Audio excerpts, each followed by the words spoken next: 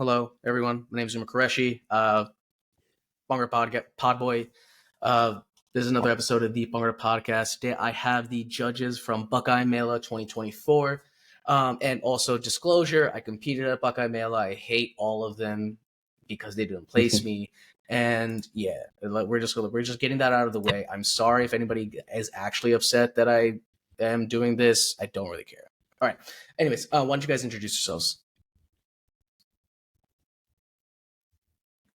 I'll go first. So I'm Robbie, one of the judges at Buckeye, one of the founders of SDK Sheranlikong, acting as coach. Karan, one of the judges as well from Buckeye, dancer and senior dancer from Sudman. Fantastic. Oh, hello. My name's Anil. One of the other judges for Buckeye 2024. Dancer, College Bhangra. Yeah, about it. All right. Give me one moment while I figure out if this thing is working. Yeah, give me 1 sec. Because nobody else is replying, and it's making me nervous. Fantastic. Alrighty. So, for everybody who's listening, the way this is going to work is we're going to more or less follow the similar format.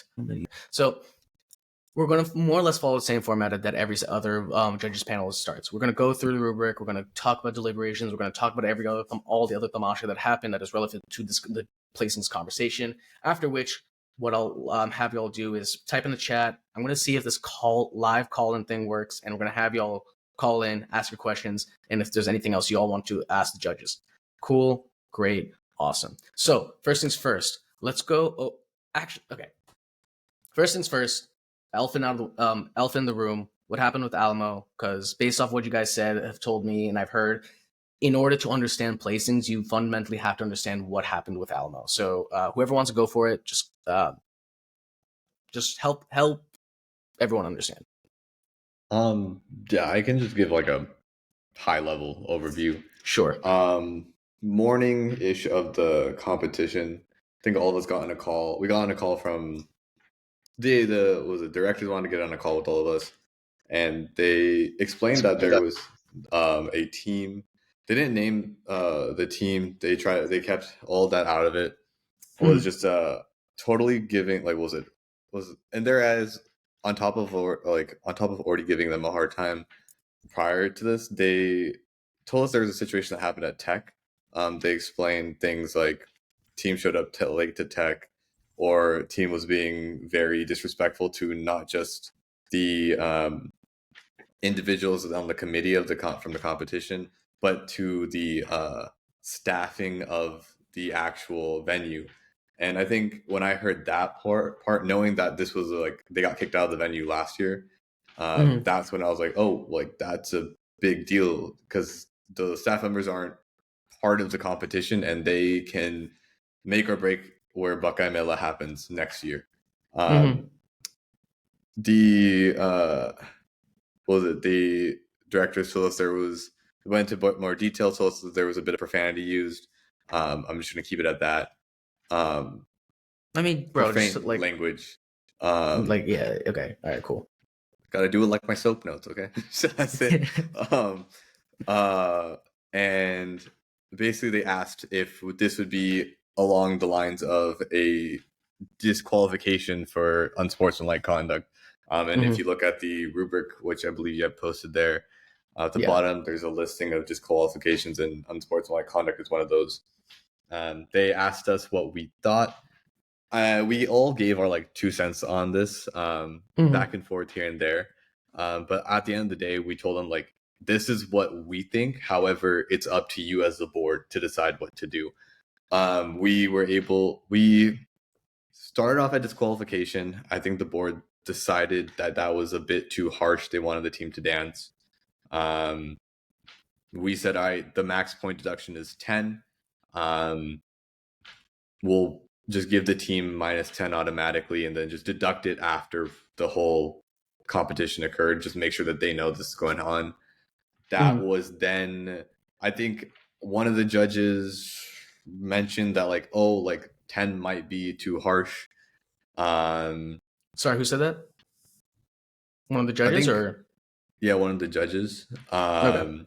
So we decided, like we said, we didn't really decide. We basically said it would be interesting if you gave it like a warning system, like here's -5. We were told that the team had an extra tech time, so we specifically told the board to tell them this before their tech, to say, hey, you're going to get -5. Do this tech time. If you are going to cause any more problems, we will upgrade it to a total of -10. The board was like, okay, that seems like a fair thing. We will go talk to them. And then that was the end of the call. We were all in agreement that like that seemed fair. And then we all decided to, like, that was early in the morning, so we all went to brunch. And then we came back and we realized we hadn't heard back from anybody for like a couple of hours about what the final decision was or what they were going to do. But I think like by the time we got to the venue, we were told that they were only going to remove 3 points from that team post competition. Sorry, say it again. That by the time we got to the venue, like we were getting ready and prepping, whatever, that's when we were finally told that they will be removing 3 points from said team after the competition.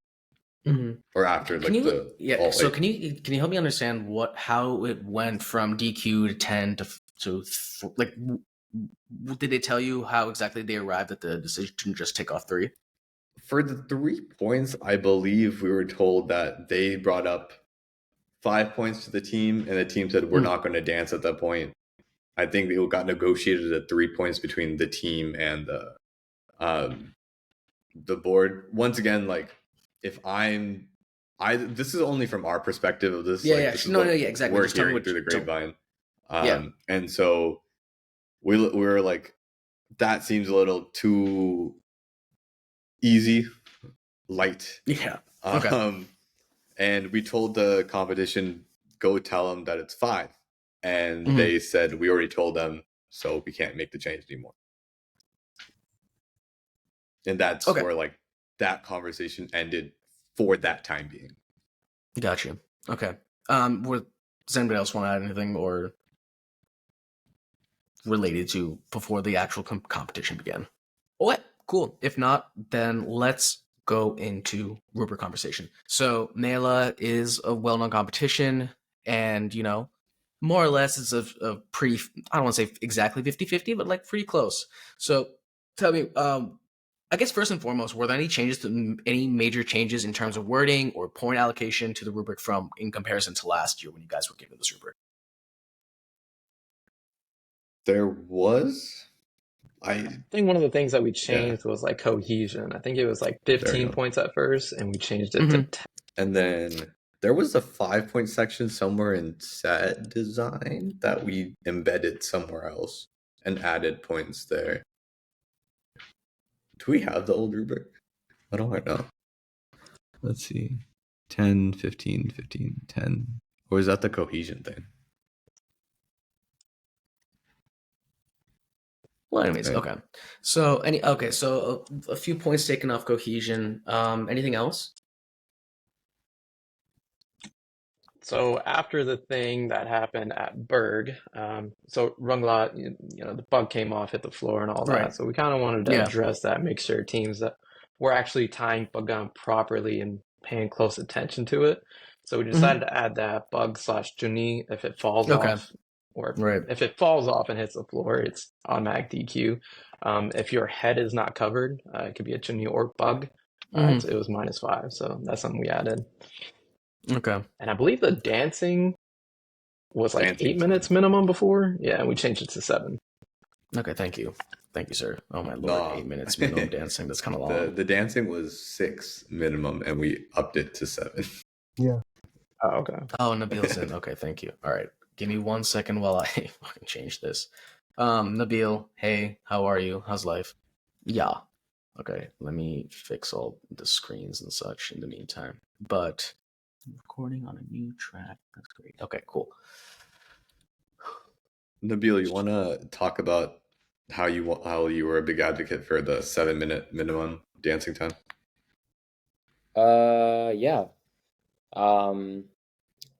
No, I just felt like, I felt like we should have a minimum because it's kind of hard to standardize or I guess compare teams when they're dancing at very different set lengths, comparing like a 6-minute set to an 8-minute set when you are dancing for like 75% of the time, it can really skew like how much, how you view the execution, energy, a lot of aspects of the performance. So that's why I felt like we should set like a minimum around 7 minutes. I felt like it was pretty good. It's like an average performance length, and yeah. So that's kind of why I felt that way. I felt like everyone else kind of agreed. So that's why we went with that. I think that should be the standard nowadays moving forward.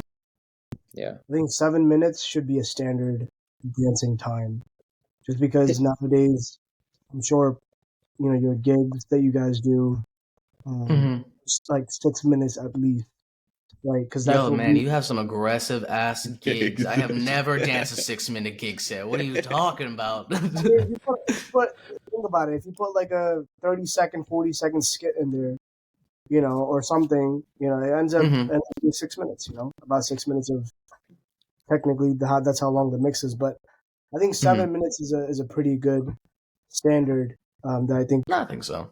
Yeah, I feel like most gigs are like 5-6 minutes at least. I mean, not at least, at like around that length, 5-6 minutes. So I do agree. I mean, I feel like gigs are more chill, obviously. Kind of just it's a little bit more expression and having fun, but it's not as hard hitting as like a comp, like how you would dance at a comp. But I do agree. I think that I think all comps, like Garan said, you should just have that basic minimum, so that way we can kind of standardize teams and compare them across the board. I think that's fair, especially when like sets are like. I'll be honest, I think like sets are getting shorter and shorter and shorter all the time now. Used to be like 7.5 minutes average. I don't know what happened. Yeah, in the past couple this years. like. It was even before COVID, it got shorter. Yeah, I'm not gonna lie. Like, I definitely have been like, yo, if you just cut, like, if you don't like an idea or like whatever, just cut it short. Nobody really notices. Nobody really cares. But like, this is the first time somebody's bringing it up. That being said, I agree. So we had some questions from the chat while we're discussing this, and I was addressing all these things. Hold on, cut. Cool. All right, everybody can be seen now. So somebody was asking, so to clarify, bug off and hits the floor, that's a DQ. And I guess my question is, so I know you guys mentioned the fact that it was because of what happened at Berg, but DQ seems a little harsh to me, to be frankly honest. Yeah, was it DQ? I feel like it was, what was it? Disrespectful bug recovery. I mean, you just said DQ, so that's why I'm saying DQ. Yeah. If there was like, if it wasn't dealt with properly, like respectfully or anything, like DQ. Mm-hmm. I mean, okay, yeah, they're not doing the VTech punt off the stage. Yeah, that's a DQ. Oh, yeah. Well, TBT to when that happened. What year was that? Like 2013, 2014? I don't know. Was that VTech? Or sorry, not VTech. I'm sorry. The really good Virginia team. Collegiate team. VCU. That's it. VCU. Yeah. VCU. Sorry. I didn't mean any kind of slander. VTech. My bad. But let's go over the conversation about placings and such. So third place, where was everybody at? How was everybody feeling before, like, while you're getting into the placing discussions? Oh, and also just for everybody who's like gonna just be listening to audio. So I'm going to read out the placings that ultimately happened. So we have Fortile at 103.3, MSU at 103.5. At second, Alamo at 101.3 at third, FCB at 101.3 at fourth, Azaad at 89.5, MMD at 80, CMU at 81.1, and VDS at 76.6. So those are the scores. And you can, if you're watching on the live stream, you can see it right there. And I guess when we're talking about the third place conversation, would y'all, if you take a second and just kind of like tell tell me the conversation. How did that go? How did that happen? So I remember we all kind of got in the room, and I think we were all initially like kind of just like talking aloud for like a minute or two, and then we decided to just go around the room and say our top 4 out loud. And then we kind of just, I remember we kind of took averages. Like we had a lot, basically all of us had Fortile at like 1 and 2 and 3, and then everyone else had like MSU at 1, 2. So we were like, okay, those 2 teams based off averages are going to be our top 2, and no one really had any disagreements there. And then we went to the next 2. I don't know if I'm remembering that correctly, but that's what I remember happening. And then we saw that the next 2 on average were First Class and Alamo, so we ended up discussing there.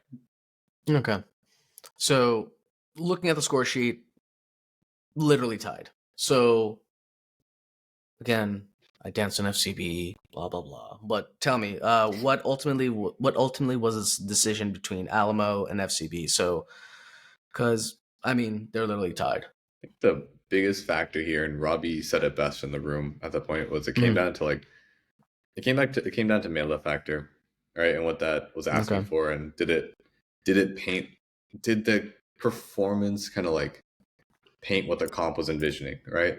And Robbie said it best. They blew that section out of the, like they won it. They won it fair and square. They had one of the highest scores in it, and per rubric they also had a better execution score, I believe. I could be wrong. If you want to pull, I can't see the scores. Yeah, let me pull it up. There you go. I think they were like probably one of the higher ones of the night too.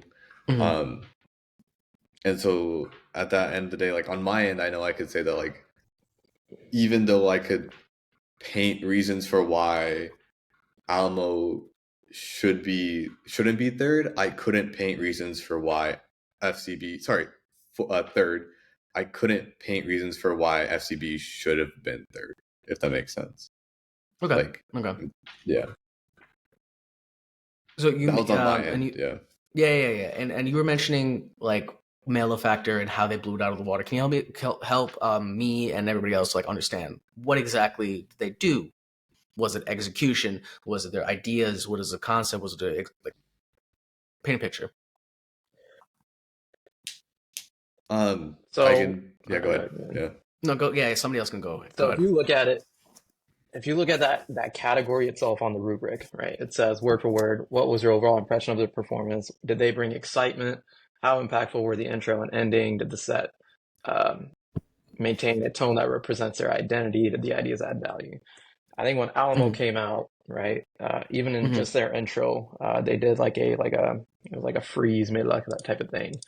That in itself set the tone for what the performance could be. And they continue to hit that category throughout the performance. I won't go into detail on it a lot because I know they're going to compete again. Yeah. But they definitely held down that category more than the other teams did that night. So just because of that, it set them apart. But again, I will say the margins for the placings were very, very tight. So, and we'll talk a little bit more about that as soon as I present. Yeah. Does anyone else want to comment on Alamo CB? For me as well, it kind of hit the same way. If you go into cohesion, for me, actually, it was the other way around. I actually had FCB and Alamo tied in cohesion. I felt like there was a lack of, I guess you could say, I'm just pulling up the rubric here.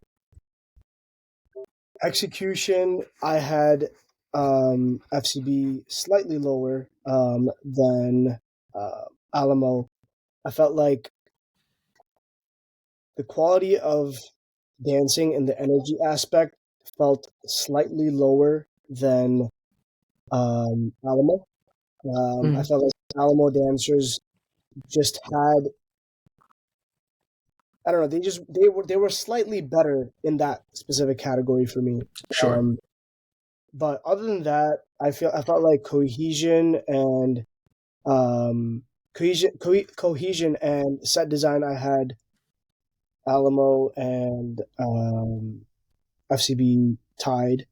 In my scores, you see Alamo only had 1 point higher overall than FCB. So that's what it came down to at the end for me. Okay. And then, of course, when we discussed it, then, we had Alamo third. If not, this No, is cool too. I think they kind of all hit the points that stuck out to me as well. I agree, the Mela factor. I think their performance, it was just a little unique compared to the other performances of the night.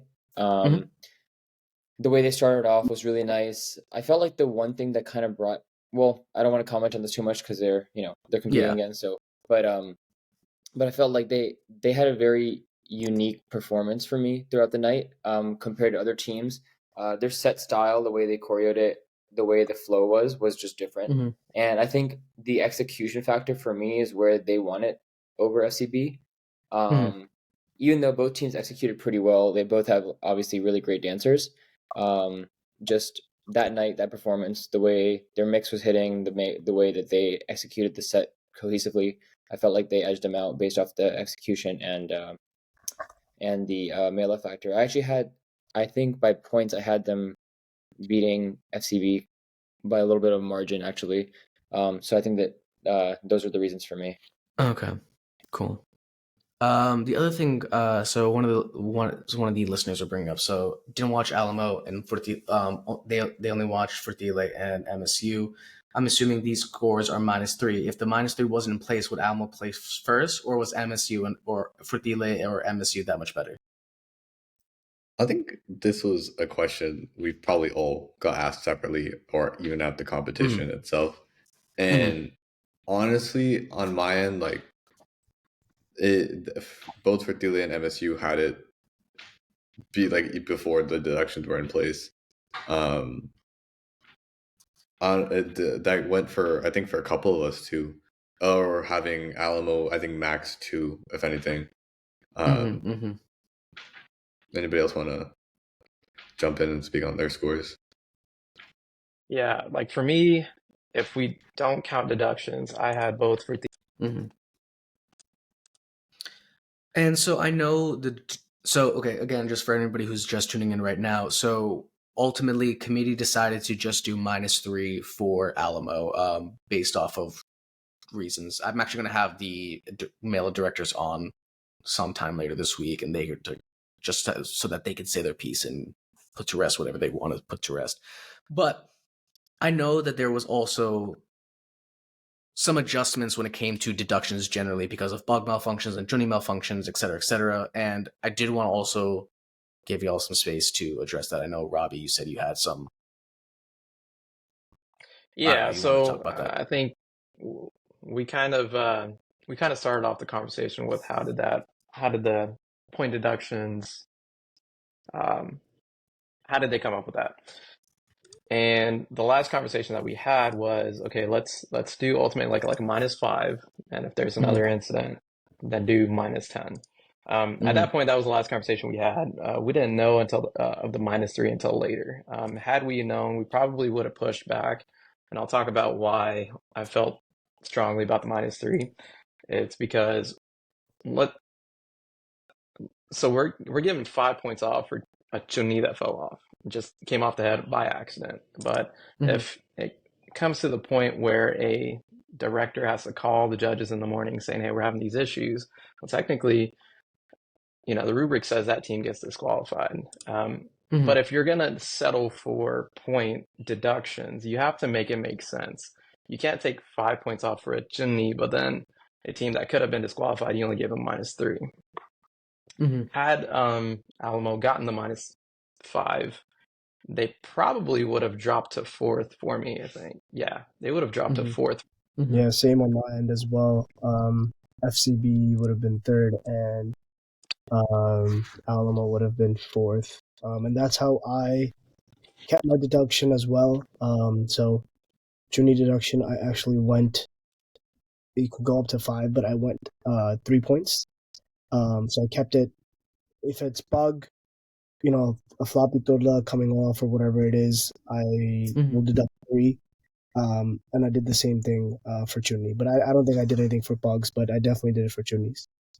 Yeah, and I think what was it when we saw? I know on my end when I saw the moment I saw like Fertiles, the Blue Girls Chunni come off, I was like, this is gonna be like an issue, because like I think Robbie put it beautifully in the fact that if whatever the team did in the morning required them to call us and like discuss and get our opinion on what to do, like it must have been very bad and it must have been like very disrespectful. Like it wasn't, I could not equate like a Chunni coming off ahead because of a bobby pin or something to like costing a competition their venue, right? So that's why we met with the directors. We asked them. I said this straight up to them. I was like, if I'm going to go -5 for that Chunni, I'm not like whatever team that like is the deductions of like or that we were considering disqualified. Like take my scores down for them. Like I cannot do that based off of the rubric.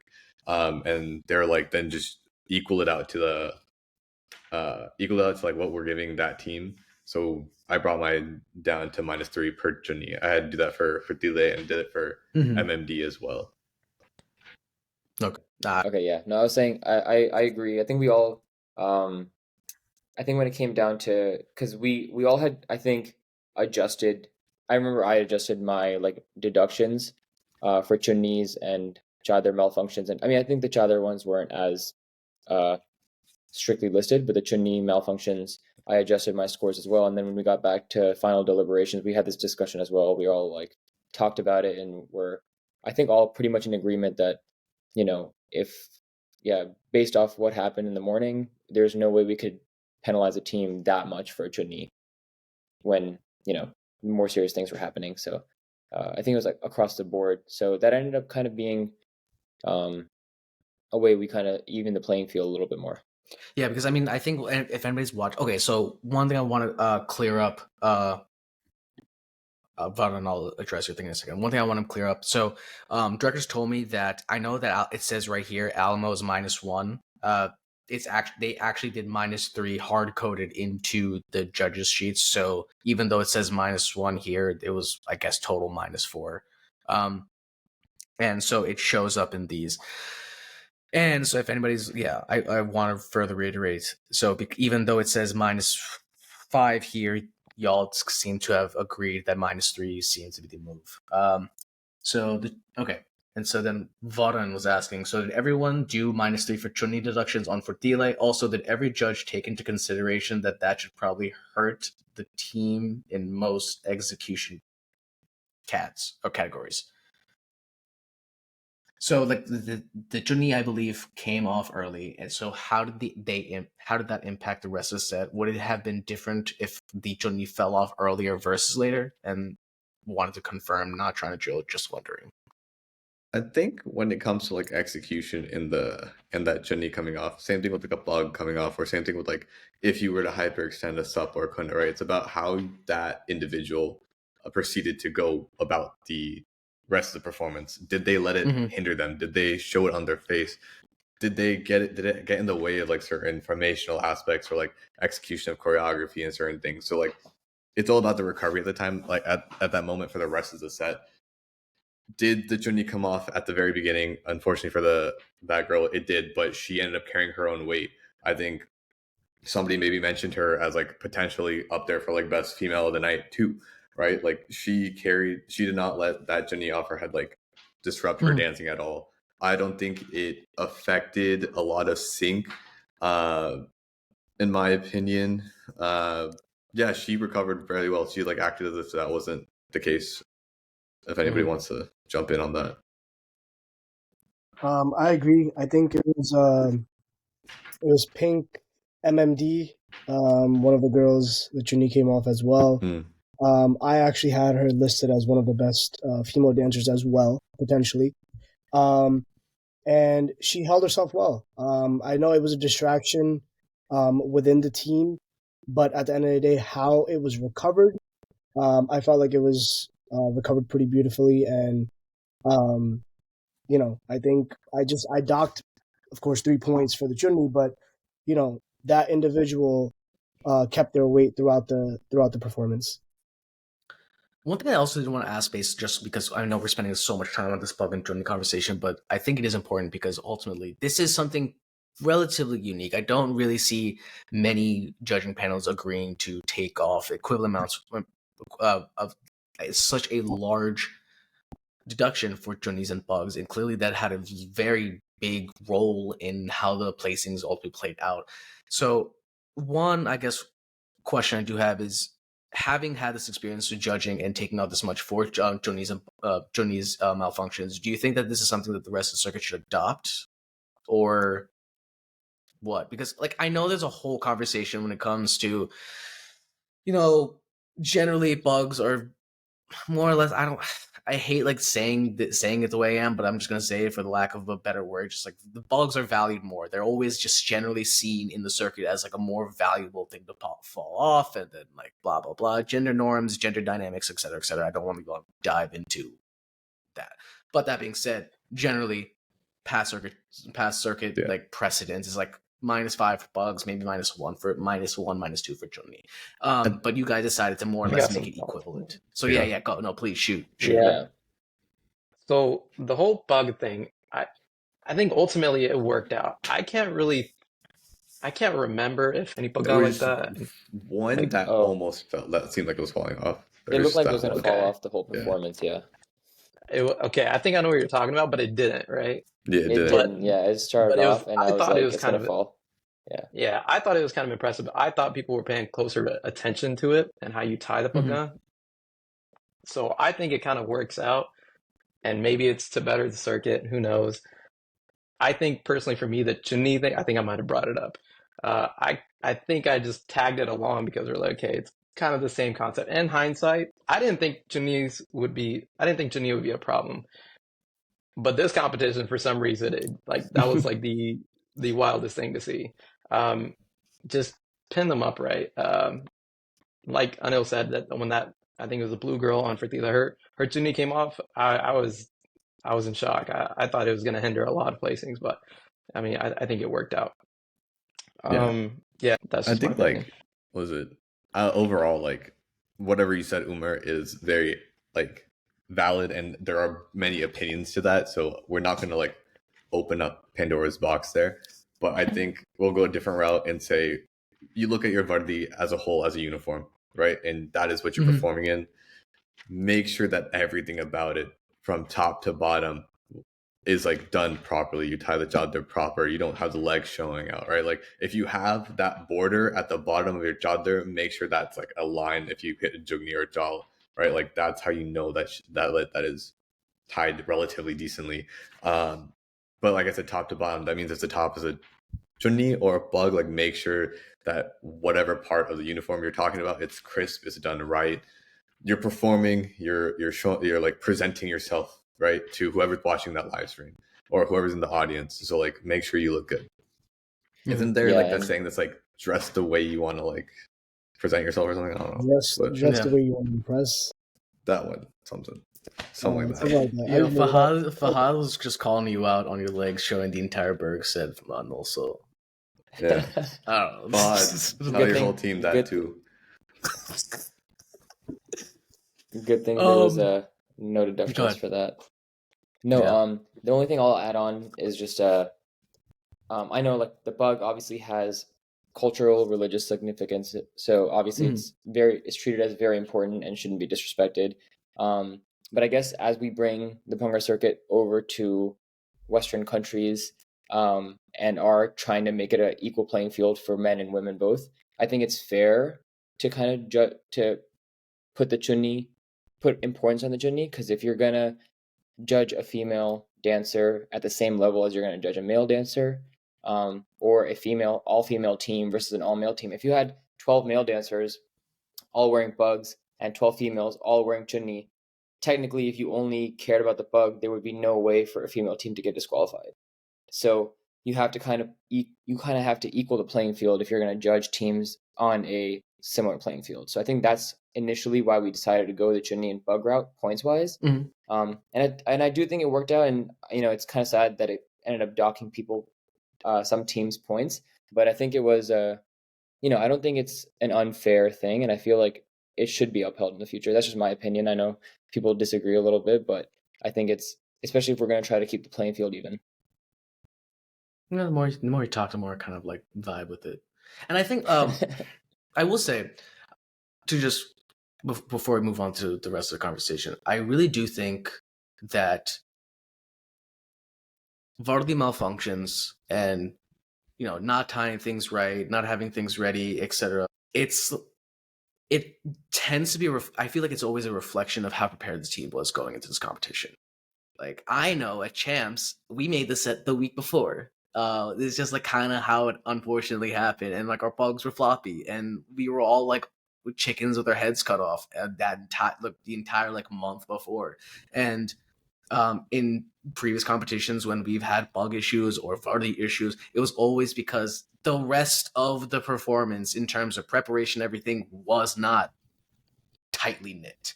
I can't say that's everybody's experience, but I can say that's my personal experience. And so I think there is definitely something to say when, if you have a Vardy malfunction, something else probably went wrong when it came to set preparation and how you guys got ready in preparation with it. But I don't want to harp on this too much because we spent like 30 minutes on like a Chunni. So let's move on to the second and first place conversations. So first place we had Furtile Hire at 103.3 and MSU at 103.5. So tell me about that conversation, because based off points, MSU should have won. So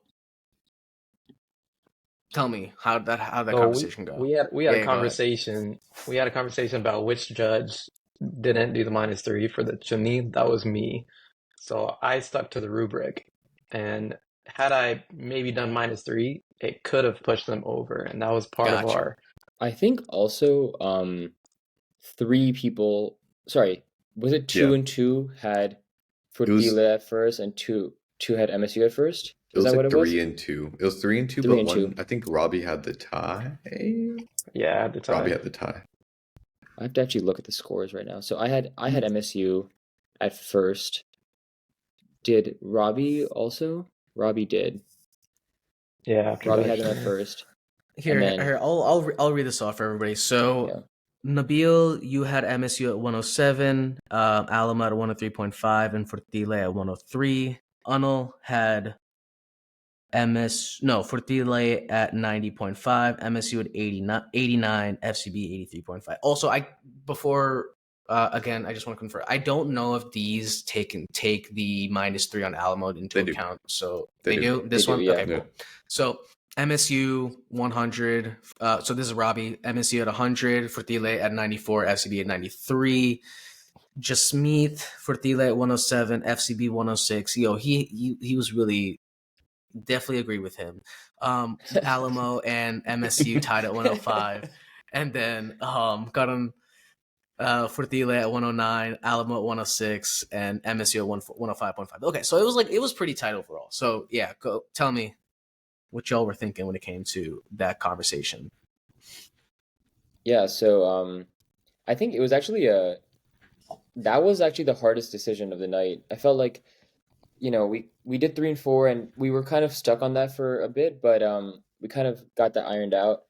And then 1 and 2 was kind of difficult because I felt like everyone had strong feelings about like which team was I guess pulling the Mela factor the most. I feel like MSU had like they brought like a very European vibe, a UK vibe. I felt like to this comp, and it was very formation heavy. They had like a lot of very cohesive, team movements, team execution style performance, and I felt like it really hit very well. And I mean, across the board, I felt like there was other teams that had stronger dancers, but I felt like their execution, because of how the set was made, how formations were done, how just their overall execution, their Mela factor kind of really put them at top. So I was advocating for them for first, but I know Furtile also had a very killer performance. It was kind of tight, but I think everyone had like very strong feelings like about why one team should go first and one team should go second. So it kind of took a little while. I actually don't remember how we got down to deciding though. Does anyone remember how we decided 1 and 2?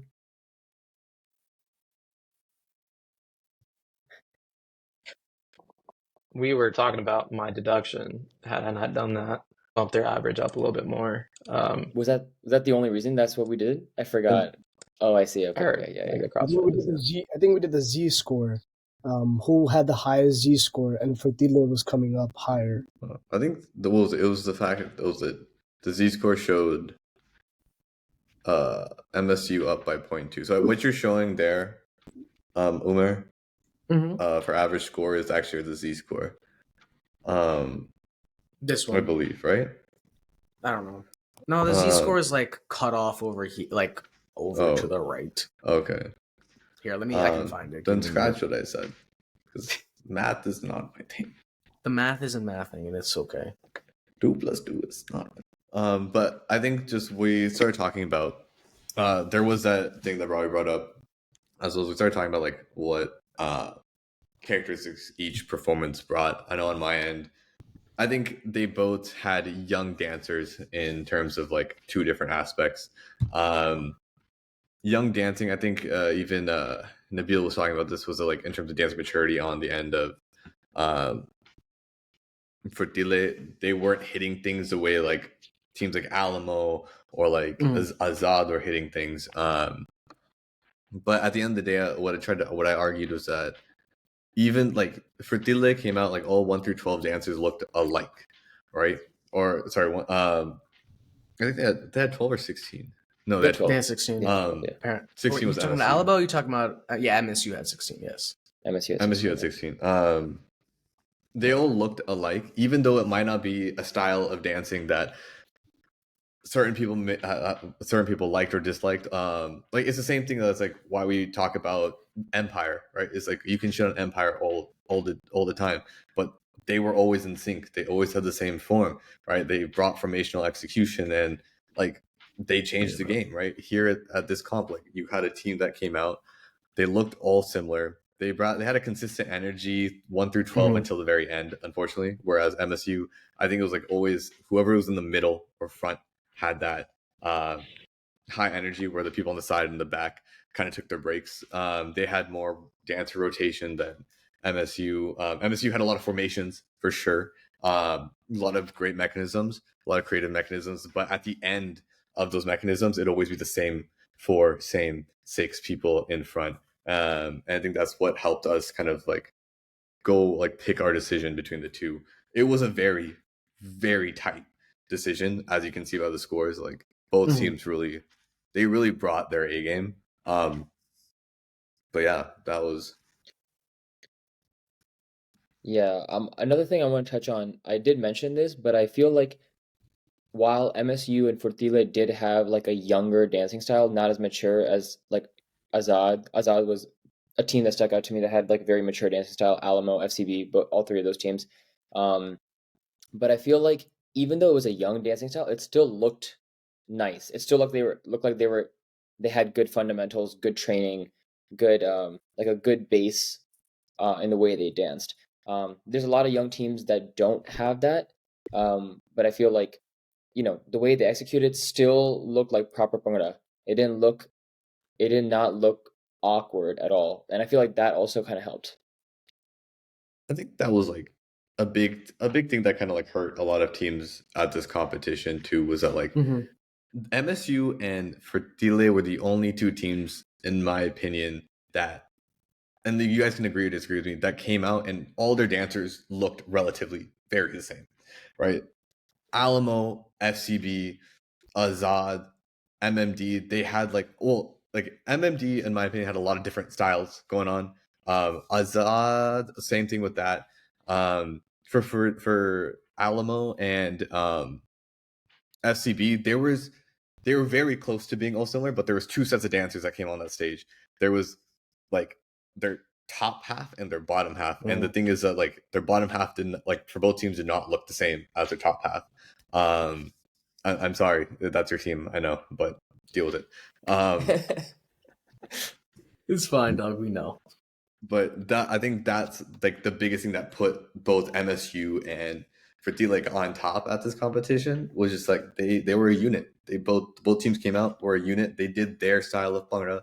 They executed. They were fresh. They were both new in terms of those 8 teams. But yeah, I think another aspect of deciding first and second was set design as well, where Fertile's set design was a little bit way more enhanced than MSU, and I felt like, in different categories, when we had the deliberation, everyone was talking about, what they think about, MSU and Fertile, and then what I said was, in the set design aspect, Fertile kind of did a great job in, the creativity of the choreography, which is 15 points, where they scored higher for me over MSU. So I guess that's another big thing that played a role when deciding first and second as well. Yeah, the other thing I'll say is I actually, because like we were all sitting together in the middle of the performances, we weren't discussing our scores or anything, but you could see like when the placing teams, the top 3 placing teams performed, you could just see that like the judges got, it seemed like they were a little bit more excited. You could see like I could see like around me people were like expressive, that there's like, oh, they hit this cool drop, oh, they had this like very like throwback song which hit really well at this point in the mix. So I feel like just I guess it's the Mela factor, the overall impression just kind of swung it for these teams. And yeah, and I feel like that's kind of what ended up putting overall, I mean, again, I had I had MSU at first, but again, overall, people I think brought that argument up for Thiele, and that's what kind of put them ahead at 1. Cool. Thank y'all for coming on. Ooh, before we sign off. Oh yeah, shoot. Sign off. Before we sign off, just everybody listening, take some time, read some news, look into what's going on in Punjab, educate yourselves. The farmers' protest is back. Do your due diligence. That's all I can say at this point, right? Like we saw all the help that like it had, like our voice had last time. We see all the help that our voice is attempting to get within other situations around the world. Like step up, speak up, please. That's it. Absolutely. There. Let me hold on. I keep forgetting. So during the first farmer protest, me and Nana, we interviewed a Georgetown professor of South Asian culture and economics at Georgetown, and we did an interview with him, and he really had like a very strong grasp of the history, the Green Revolution, so on and so forth. The episode is Policy to Protest. I'll put a link in the description. It's a great conversation where you literally just get it from a guy who literally does this for a living in terms of creating economic policy for South Asia, for the America. He goes to Georgetown, but if you're in DC, you're probably consulting on somebody. Some policy organizations. So it was a really great eye-opening conversation about the MSP, how that works, and it's really important. It is really important because ultimately, all right, I'm gonna get on the soapbox real quick too for a second.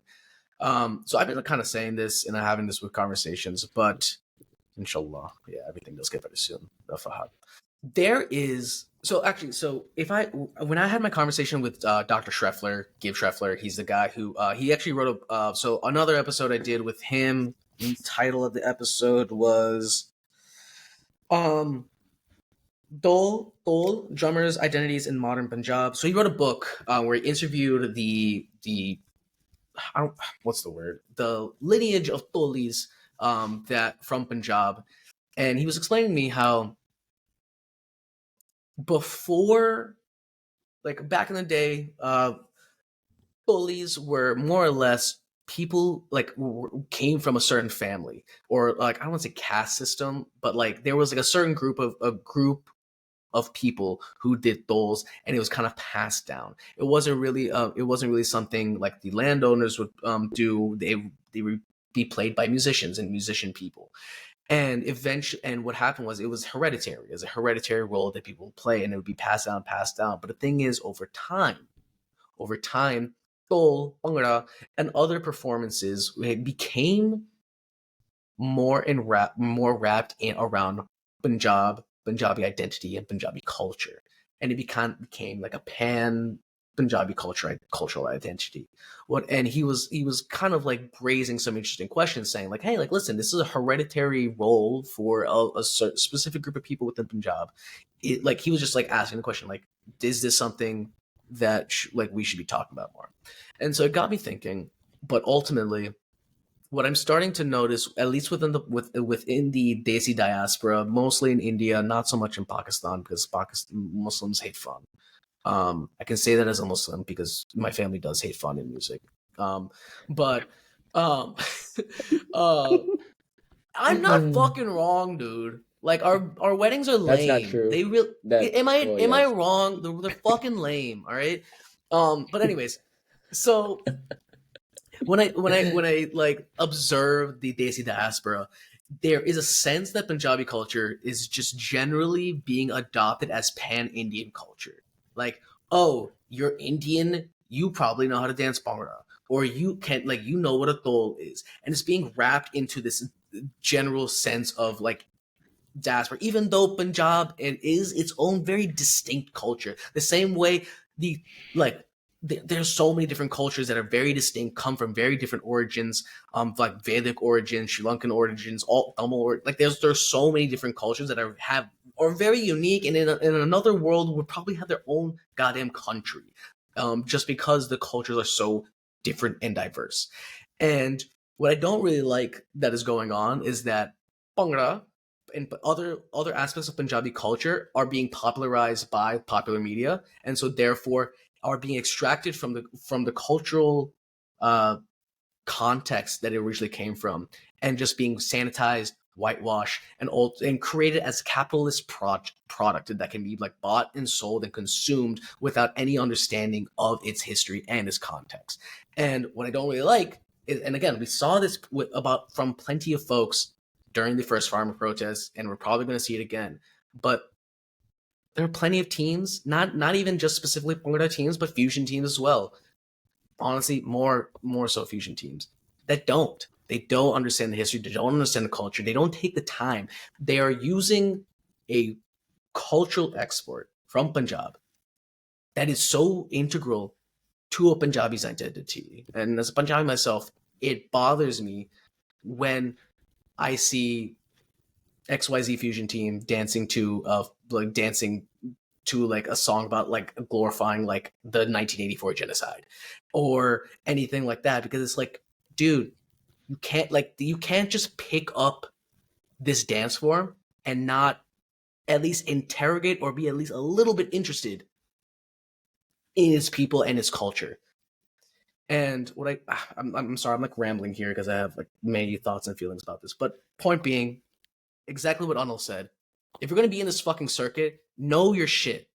I'm not asking you to like learn Punjabi and learn how to read and write in Gurmukhi or Shamukhi or anything like that. I'm not like asking anybody to do that. But what I am asking is if somebody is somebody of like actual Punjabi descent or Punjabi origin or anybody else in the circuit who is like a leader in the circuit and is telling you, hey motherfucker, like listen to this shit, understand where this culture and this identity and this dance comes from. And when the entire state of Punjab in India, at least not the Western Punjab, and is out there protesting, you better understand why it's happening and be able to speak up and raise awareness for it. Because if you're not, then you are doing the exact thing of being a culture vulture, where you profit, you enjoy the culture, you consume the culture, but you do not contribute to it in any way.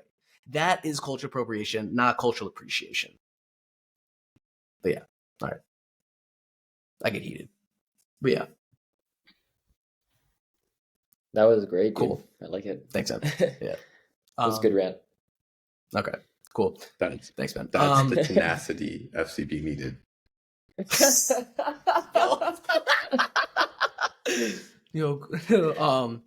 All right, cool. Thank you guys so much. Don't log off the call. I'm just gonna end the stream. But again, if anybody else has any questions, concerns, complaints, criticisms, anything, please let me know. This is the first time I'm doing this. I hope I want to do this more. I hope more judges actually also agree to come this on. I really appreciate that you guys came on and just like did this experiment with me. I know like doing a live conversation and opening yourself to criticism to a bunch of different people is scary and also completely unnecessary. You didn't have to do this. You didn't have to volunteer this. So I really appreciate you guys coming on and doing this. Also, with that, yeah. Quick shout out to Bhangra. You guys are killing it. I feel like changing the game, making things a lot more transparent for teams. This kind of stuff never happened when I first started in the circuit, so I feel like you guys are doing an awesome job, killing it, really, really making it a very cool and open circuit. A lot of teams are getting to learn from this, and you know, when you're at a judges meeting, you only get feedback about your own team, but now you kind of get to hear feedback that we give to every team, so you can kind of enhance your team, get your teams dancing up. I think it's just a great thing for the entire circuit. So good job to the entire pod team. It's just me right now, but thanks. I thought you had a full team with you, but Dan, if it's just you, then you're killing it, man. Good job. Cool.